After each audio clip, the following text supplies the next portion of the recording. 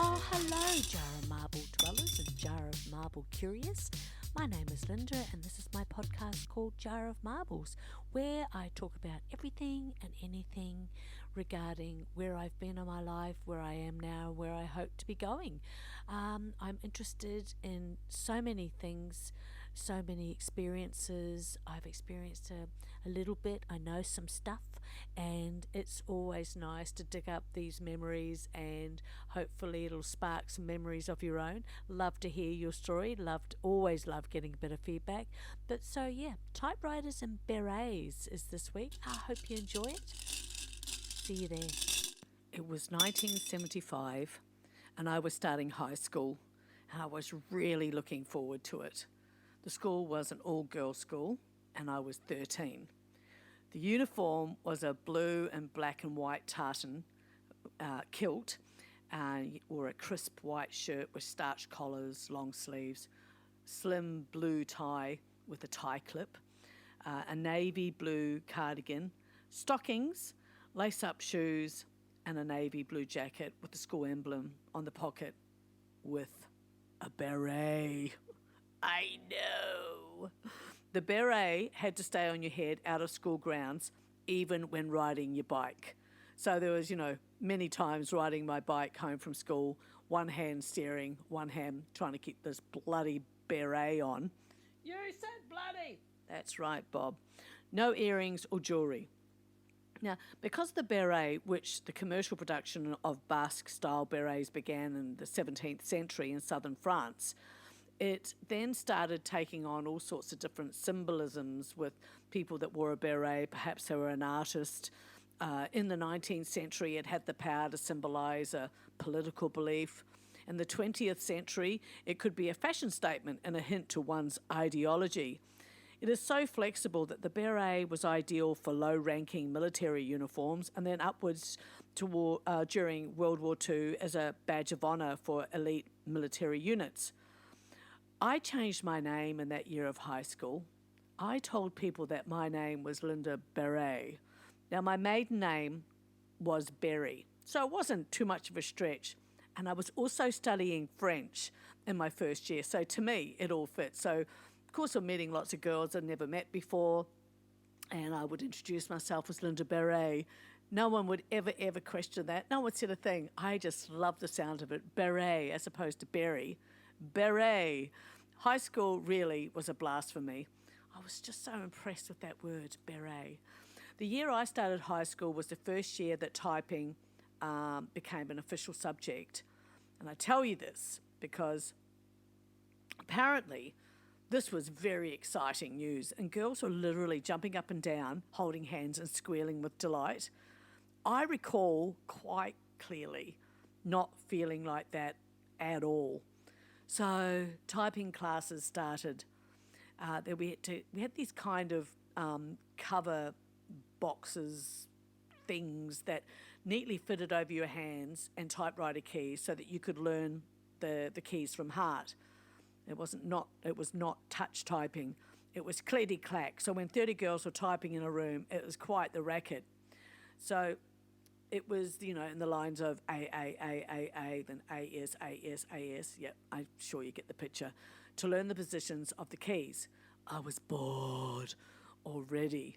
So I took the cover off, slid in a new piece of paper, and commenced to write a congratulations letter to my mother. I created a header, which was our local radio station at the time, Radio Caroline, and then proceeded to write a letter to my mother telling her that she'd won a trip to Hawaii.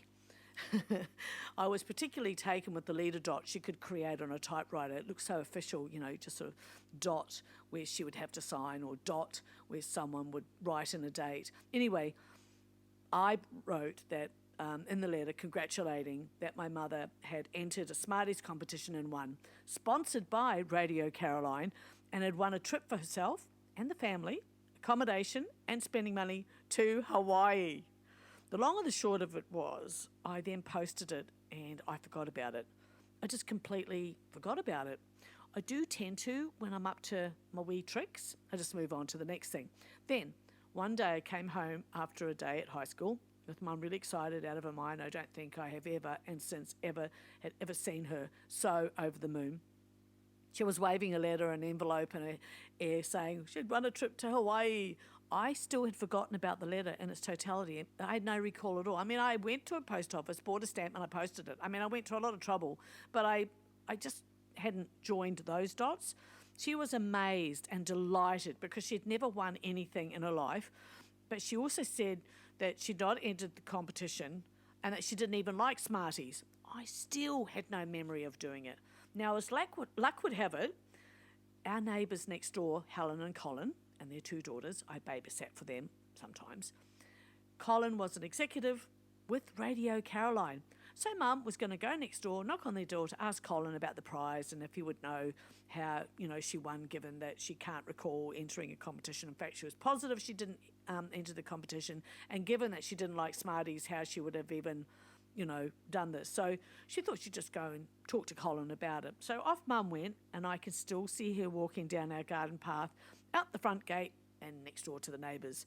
I still had not remembered that I'd written this prize-winning letter. Still hadn't joined the dots on it at all. Mum returned, a bit out of breath, saying how embarrassed she was. Colin next door confirmed that the competition did not exist, and the letter certainly did not come from Radio Caroline. Suddenly I remembered. Mum, I've got to tell you something.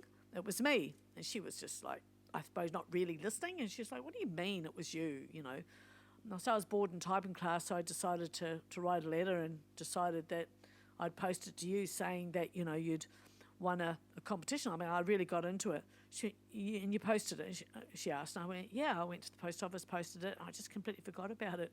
Straight away. What's wrong with you? For Christ's sake, our neighbours are going to think I'm nuts. Jesus Christ, why you do these things? My mother was Scottish, and she actually really did sound like that. So I look back on that story with glee, and here I am today. I have absolutely no intention of behaving myself. I'm not even going to pretend to. So I say, keep being you. Allow you to come out in all the shades and colours, in all the ways that you know who you are. It was Denzel Washington actually said that, which I thought was rather interesting. And you know what? You'll never be criticised by someone who is doing more than you. You will only be criticised by a person who is doing less. So don't forget that. The point being is that, sometimes it's just good just to do something like, write a letter to someone you know well that they've won a competition. See, we live in a different era now, don't we, with emails and links and messages. But back then, that just seemed like such a fun thing to do. But for me, the more interesting thing for me was that I just forgot about it. Just did it and forgot about it. Probably because it was new, the typing class was new, the whole idea of typing, and I got to say I never really enjoyed it. The teacher wasn't very nice either. I could say your name, but I won't. Anyway, that nugget right there can be applied to many situations that I look back on in my own life. When someone has felt the need to criticise what I'm doing, I look at what they're doing and immediately, without missing a beat, nah, I do not think so. And as Albert Einstein once said, if you want to live a happy life, tie it to a goal, not to people or things. So I just think that, that spontaneity, there is so much magic in that. And I look back on my life, just different things that I've done, and I just, I can honestly say I've never once ever questioned my sanity or my motivations. All I know it was, was a bit of fun, and I know that story got told that many times over. Once Mum got over the initial shock, she, that bloody Linda, you'll never guess what she did, blah, blah, blah, blah, blah. But, fun. So it's just good fun. I did actually love typing because after I typed that letter to my mother telling her that she'd won that competition, I found that I actually really enjoyed typing. And when I was typing, poems or writing out songs that I'd written, and I'd moved from handwriting to typewriting. So it just felt like really groovy. So I decided that I would like to get myself a typewriter, and that wasn't going to happen unless I got a job, which I did. I got this fantastic job that I worked on the weekends, chopping big buckets of onions, and the back of a takeaway place, food takeaway place. And so I got a job and I went and looked for a typewriter, and I found an Imperial 50 typewriter, which is from the 1940s. And people were practically giving them away back in the day because we were moving into electric typewriters by that stage. So these particular typewriters were designed and made in Leicester, England, and they were black with gold writing. And on the side, they had these rectangular glass windows, so you could see some of the workings of the typewriter. And the windows, they're sort of key to my story. We lived on a cliff face, so close that if you stood outside the backyard gate, it was 6 feet to a sheer drop to enormous boulders and rocks. And have you ever heard of water rats or ship rats, Norway rats? Well, they're usually the size, the ones that we had and saw, usually the size of a reasonably good-sized cat. And they're prolific climbers. They can even access bird nests that are high in trees. But anyway, one morning I walked into my bedroom and I could hear like this faint shuffling sound. And I'm looking around the room trying to work out what it was. My bedroom windows usually were open, and living next to the sea and a railway line on the other side, there were always all sorts of noises. But this was a noise that I couldn't tell what it was. So I'm walking around the room and I could hear the shuffling, and I'm pulling up, my doona on my bed. I'm opening up drawers. I'm looking around the ceiling, just trying to find what is this noise.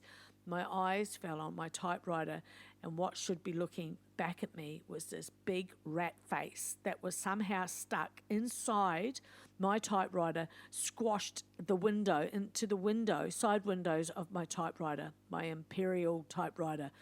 Oh, I just lost my mind and just went running out of my bedroom screaming. And one of my brothers came running from the other end of the house, and I said, "There's a rat in my typewriter." Of course, it felt that, that couldn't possibly be true. I was still trying to, process that myself. And next thing, he closes the door. I don't know whether I don't even know how it got in there. I mean, anyway, it did. And next thing, you just hear all the smashing and banging going around from that room. And then later on, the last thing I saw was my brother standing on the top of the cliff with this really long, thick tail attached to this big rat, doing this wide circle and just throwing it over the cliff. It was just terrifying. I had never seen anything like. I don't even think I'd even seen a mouse at that stage of my life. I have no recall of actually ever seeing vermin ever in my life. And he was telling me that it got out of the typewriter and it ran across the bed, but it went under my doona. And so he's trying to jump on it as it's running under my doona, and then it came out from that bed and ran over to the spare bed of my room, and he must eventually caught it. But it was just so awful that I made up my mind that I was not ever sleeping in that bed or in that room ever again. And so we decided to swap rooms. He could have my bed, he could have everything, he didn't care.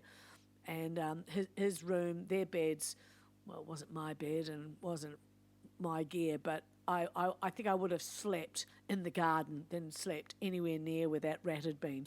It was just terrible. Oh, it's just terrible. That's right, Bob.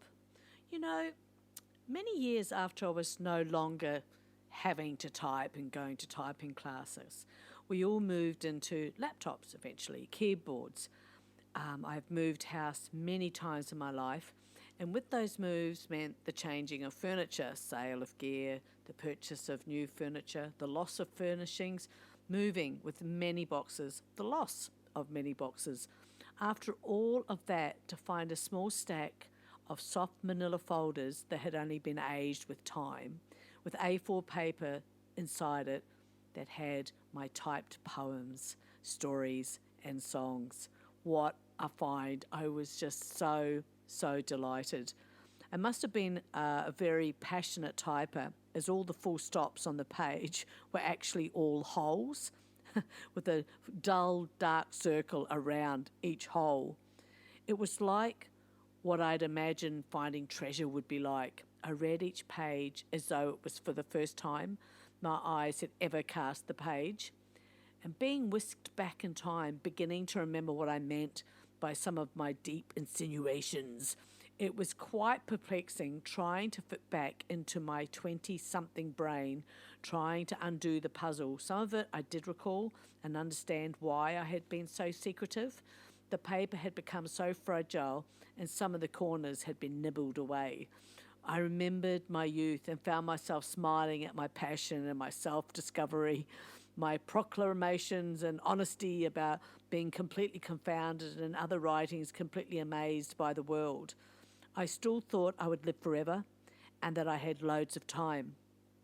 My typing had reminded me that 40-something years had passed as quickly as a door had closed, and here I am, freeze-framing moments in time.